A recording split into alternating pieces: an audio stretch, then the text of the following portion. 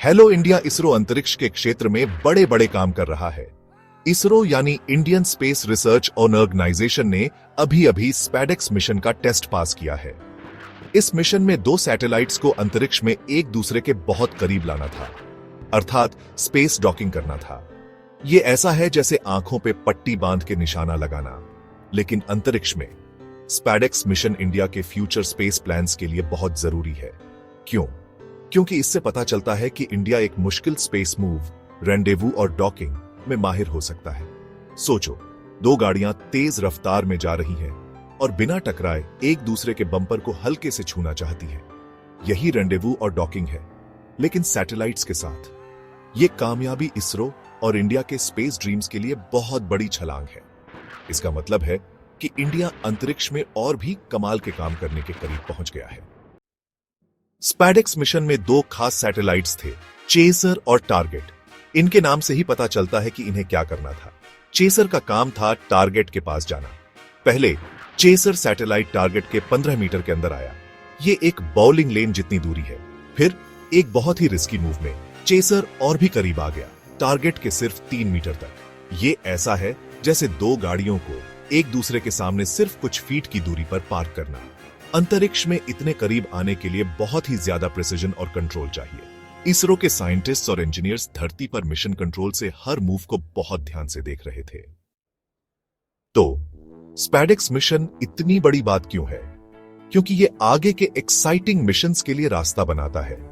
इनमें से एक है चंद्रयान 4, इंडिया का अगला मून मिशन। चंद्रयान 4 में एक रोवर को चांद पर उतारा जाएगा। ऐसा करने के लिए इसरो को रेंडेवू और डॉकिंग में माहिर होना होगा।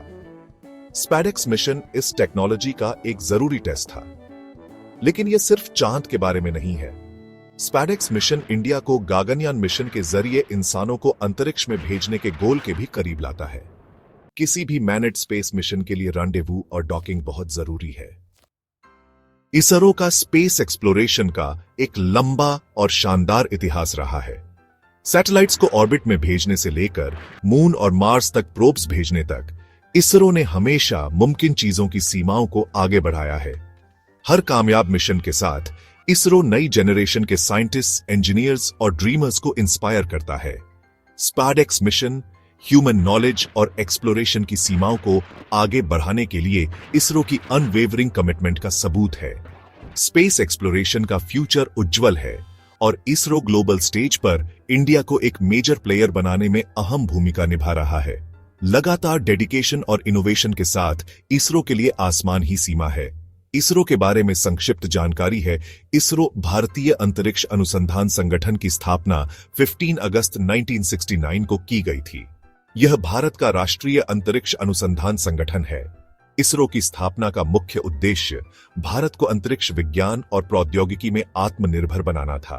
इसरो के संस्थापक डॉक्टर विक्रम साराभाई को भारतीय अंतरिक्ष कार्यक्रम का जनक कहा जाता है। इसरो का इतिहास 1962 भारतीय राष्ट्रीय अंतरिक्ष अनुसंधान समिति इनकोस्पार की स्थापना डॉक्टर विक्रम साराभाई की अध्यक्षता में हुई। 1969 इनकोस्पार को पुनर्गठित करके इसरो का गठन किया गया। 1975 भारत ने अपना पहला उपग्रह आर्यभट्ट लॉन्च किया, जिसे सोवियत संघ द्वारा प्रक्षेपित किया गया। 1980 भारत ने अपने पहले स्वदेशी रॉकेट रोहिणी सैटेलाइट को SLV-3 के माध्यम से लॉन्च किया। 1994 PSLV polar satellite launch vehicle का सफल प्रक्षेपण। 2008 चंद्रयान 1 मिशन, जिसने चंद्रमा पर पानी के अंश खोजने में मदद की।